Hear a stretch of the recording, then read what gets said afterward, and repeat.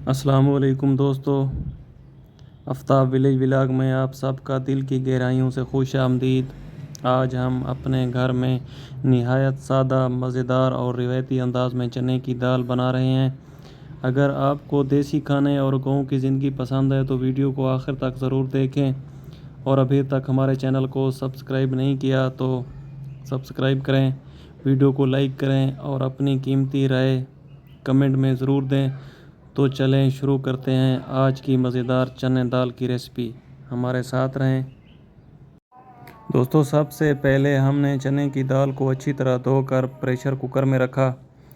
उसे तकरीबन 15-20 minute pressure लगाया ताकि दाल अच्छी तरह से नरम हो जाए। ये आप देख सकते हैं दोस्तों, ये प्रेशर लगा दिया गया है 15-20 मिनट के लिए। आपने भी ऐसा ही करना है।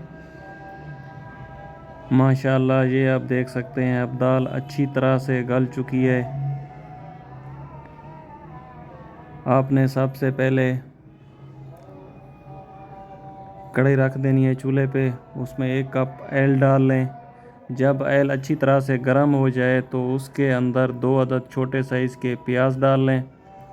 जब प्याज अच्छी तरह से ब्राउन हो जाए तो उसके अंदर फिर लहसुन अदरक का पेस्ट शामिल कर लें। इसे अच्छी तरह से मिक्स कर लें।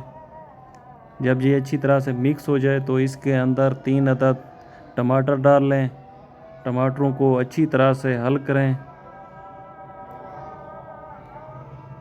और फिर इसके बाद 1.5 चम्मच लाल मिर्च, आधा चम्मच नमक, थोड़ा सा धनिया, थोड़ी सी काली मिर्च डाल लें। और फिर जब ये अच्छी तरह से हल हो जाएं तो इसके अंदर आप लोग फिर दाल ऐड कर लें।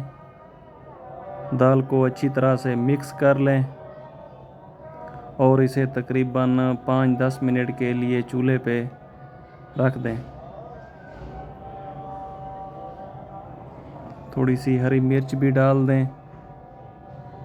थोड़ा सा पानी ऐड करके फिर इसे पकने दें धीमी धीमी आंच पे।